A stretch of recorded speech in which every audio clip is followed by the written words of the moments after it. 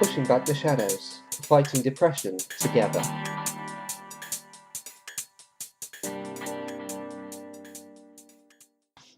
Hello and welcome to episode 3 of the Pushing Back the Shadows podcast. My name is Alex Davis and I'm the creator and main author behind Pushing Back the Shadows. So in today's episode, I'd like to look a little bit about depression and the effect that it can have on family and friends. It's one of these topics that's quite close to my heart. It was requested by somebody I know a couple of weeks back, and it's one of these things that I think people need to be made a bit more aware of, because not everybody seems to know exactly what kind of effect it does have. So first off, looking at family. Family is very crucial in supporting people with depression. They are a source of comfort, they're a source of care, and they're one of the key influences in somebody's struggle with depression. What I find is that a lot of the time it's family who I would turn to more, particularly my parents, because they're the ones who'd be providing that key support. It doesn't seem to matter whether I'm having a bad day or a middling day or even a good day, they will be the ones that I can turn to, that I can go to, and I can say, look, I'm struggling, I'm not doing so well, can you help me?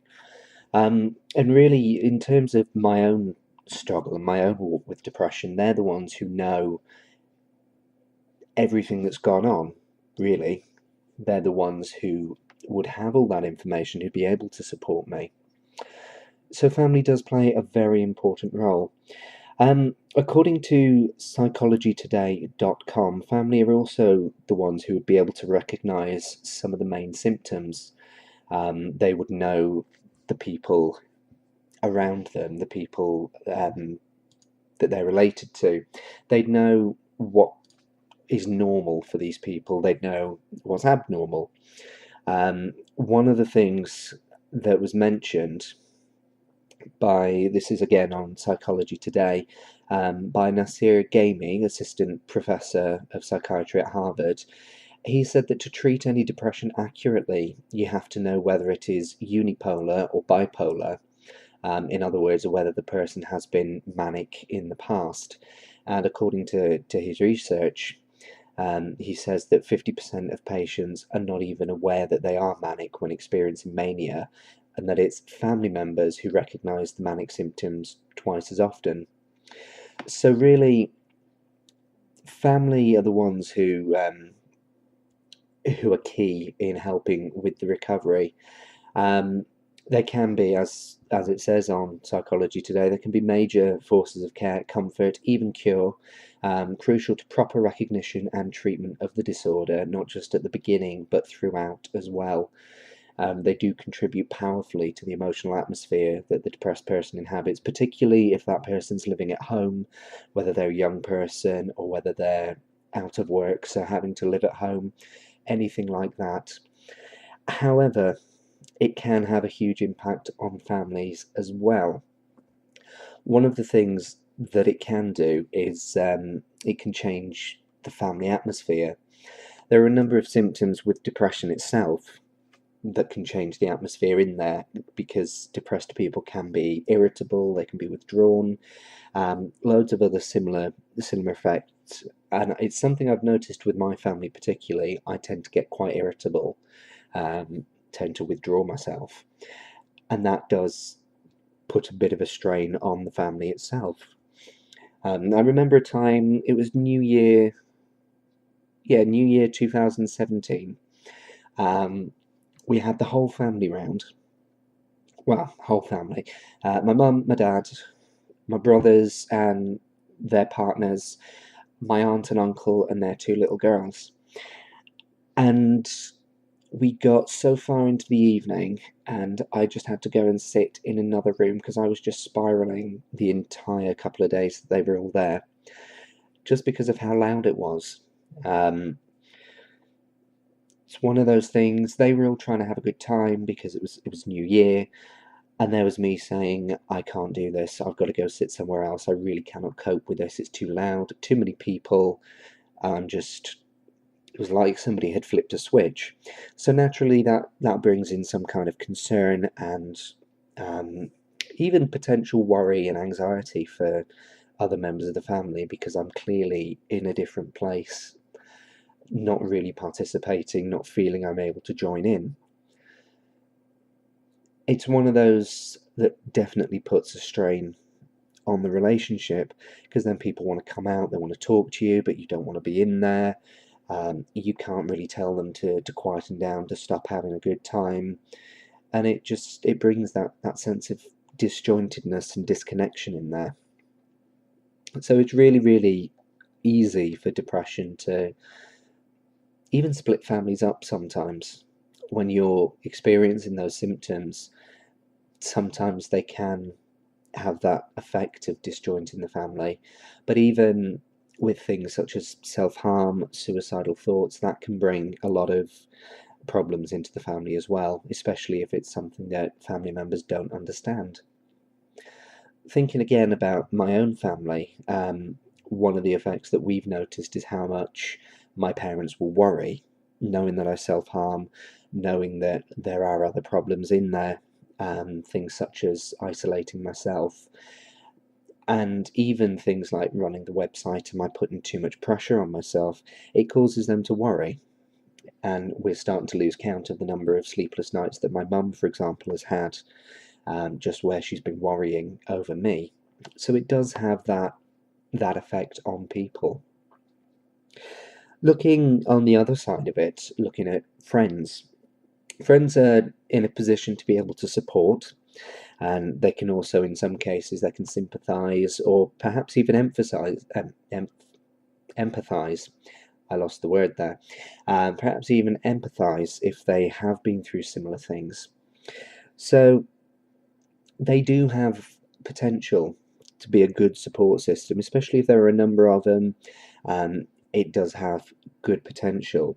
However, it can put strains on a friendship as well. Like with the family, you can get irritability in there. But also, one thing with friendships is, because they're not directly related, a depressed person can find that they are putting almost less effort into the friendship. It's not normally intentional. It's just they feel like they're a burden. They don't want to be the one to message first, because they do think that they're just adding to people's problems, and that can then in turn make the friend feel like the depressed person isn't putting any effort in, they're not really interested, and it can create a distance. I did have a question that was asked on one of our posts on the blog, which said, when supporting somebody with depression, they find that it is often, it turns communication into a bit of a one-way street, and they find they don't communicate as well, and it can leave the friend who's trying to put the effort in feeling very, very used, very undervalued, and sometimes a bit rubbish in themselves. And I was asked what my opinion on that would be, how I'd recommend it, what kind of things I'd recommend for dealing with that. And I had to think about it, and I have posted a reply if you wanted to go in and have a look at that reply. But one of the things that I said was, it is okay to tell them that you think they need to put a little bit more in, just occasionally ask, how are you, or things like this, because a lot of the time, and in cases like mine, we don't always realize that we're doing it. We don't always know that we're avoiding asking questions like, how are you, to the friends who are trying to support us. But another thing that's very important is to make sure that you do take time for yourself. But I'm going to touch on that in just a moment. But in a nutshell, friends and family, they are very, very important to helping somebody through a struggle, whether it's being able to sympathise or empathise, or whether it's being able to bring a source of comfort, a source of care, or even just recognising the progress that the depressed person is making in their road of recovery. Even something as simple like that, it is still very important. Pushing Back the Shadows, Fighting Depression Together.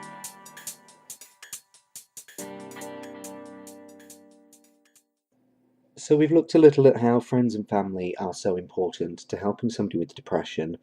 I've got just a few tips and a few stories that I'd like to share with you, just regarding how best to support someone, especially if you are a friend or a family member. So just start with a couple of stories. A little while back, I was having quite a bad day, and so I'd gone onto my Facebook page, and I posted a photo. Now, this was not on the Pushing Back the Shadows page, this is my personal page, and the caption simply said that nobody cares until you're dead. Admittedly, looking in hindsight, it's not the best thing that I could have posted, but it did sum up how I was feeling at that point. As a little bit of background, I'd had a message from a friend come through, and it was one of those where they'd more or less just glossed over the "hope you're okay" side of things, and then launched straight into what they wanted. And so it really gave me this feeling that they weren't bothered by whether or not I was okay, or whether or not I was recovering, or anything like that. It was more, this is what I want from you, and I'm going to put "hope you're okay" in there so it sounds like I care. Now, to clarify, I'm fairly certain this person does care. However, that was really the way that the message came across. So it set me in a bit of a spiral, and it started me thinking about how many people have not messaged, how many people keep saying, "Oh, I'm here for you," and then disappear off the planet. So got me thinking. It is the source of our connectivity campaign that we ran on Facebook over the 10th and the 11th, 9th, 10th and 11th, sorry, of June, where we encouraged people to maintain some form of communication with somebody who's depressed. But again, I'll come on to that in just a moment. But so I posted that picture up on Facebook saying nobody cares until they're dead. And I had a couple of people who came and encouraged, a couple of people who commented saying, "Don't worry, I'm sure there are plenty of people who care," myself being one of them, things like that. But I also got a few other comments that weren't quite so good. So I had one person message me, and it was the initial caring message. "I've just seen this. Are you okay? Please contact me." Which is fine. That was good. But then the conversation kind of went downhill from there. It was something along the lines of, "But we do our best to support you. We are there for you," and putting something up like that makes it look like we don't care. And it got to a stage where I turned around and I said, "Well, no, do you know what? It's my Facebook, it's my feelings. I'm going to put what I want on there." Because at the end of the day, what with freedom of speech and everything nowadays, that's how I'm feeling, that is what I want to do. And that person did take it quite personally. They turned around and said that I was not to contact them until I was ready to apologise. So let's have a look at that for a second. Let's just tap into that. It was one thing that I noticed was that I was the one who was supposed to apologise. Posting that photo with that caption was a way of releasing some of the feelings, some of the thoughts going through my own head. Now, it's not something that I think very often, although I do notice how many people don't always maintain communication. But effectively, it was out of character for me. And that's one of the key concepts, key things that I say to anybody supporting. If it's out of character, chances are it is the depression or potentially the anxiety or whatever other condition that's talking. The same way that you'd get frustrated about something and your frustration would make you snap out at somebody, depression can have the same effect. They can still be speaking via their depression rather than speaking in their right state of mind. If I'd been in my right state of mind, I wouldn't have posted that photo. So it's very important not to take things personally. But again, I shall come on to that in just a second when I go through all the tips. The other one that I wanted to mention was something that a friend had said to me once. When I first reached the stage of going down the self-harming route, I felt the need to reach out to somebody, because when you do that for the first time, it effectively shows you just how broken you actually feel. It pushes you to a place that you never thought you'd go to. And I'd always maintained at that point that I never would ever get to that stage, because I'd seen what it had done to other people. I didn't want to reach that stage. And I remember telling this friend that it had happened, and the first thing that they did was they turned around and they told me off for it, reminding me that I'd said it would never happen, and so on and so on. So, needless to say, it didn't help. It nearly had the opposite effect. It nearly drove me straight back to going and picking up that blade again. But the reason I'm telling you that is because it's very important as a friend or a family member to be understanding. It's something that I've mentioned in episode 2 of our podcast, which you can find linked through the website. It's something that I've mentioned. You have to try and be understanding, which is hard. It is hard, especially if you've got no experience of it. But it's one of the key concepts, because if you're not understanding, it could make things worse, or it could just drive them to isolate themselves again, and that's not something that we'd be wanting to encourage. For speaking personally, looking at those two situations, the one where I was told not to contact and the one where I was told effectively how disappointed they were that I'd started self-harming, it really did push my mood further down. It made me question who I was, whether I was any good, and to a certain extent it brought out feelings of guilt, and nearly, as I say, pushed me straight back to the self-harming option. After that particular person told me not to contact, about an hour later I did go straight for the self-harming option. It had pushed me that far down and nothing else was catching me. So it's one of those things that you've got to bear in mind. So with that thought going through our heads, let's have a look at some of the tips that we've got. Some of the tips that I can give you, and some of the tips that I've picked up from other people who are going through the same kind of thing. Just if you are a family or a family member or a friend, some of the tips that we can share so that you can better support some of these people. You're listening to Pushing Back the Shadows. So let's have a look at some of these tips that I can give you if you are a friend or a family member. Some of the things that you can do to help somebody who has depression, who is struggling. One of the most important things that I've found is to try and help them to avoid isolating themselves. Maintaining communication it's hard in certain respects, but it's a very, very important step. A lot of you, especially if you're connected on our social media sites, on our Facebook, our Twitter, and our Instagram, you'll see that I've been running that connectivity campaign, which is looking a lot at maintaining communication with somebody who's depressed.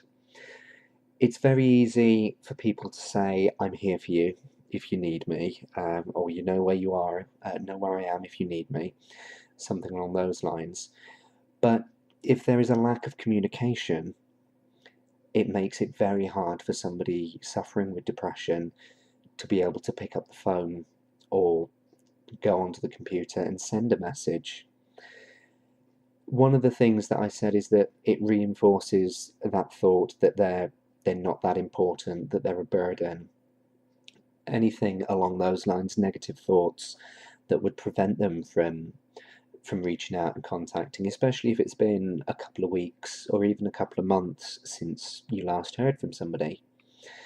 Now, one of the things that, as I say, was maintaining contact, but a lot of people I've found, as cliched as it might sound as well, will say that they don't know what to say.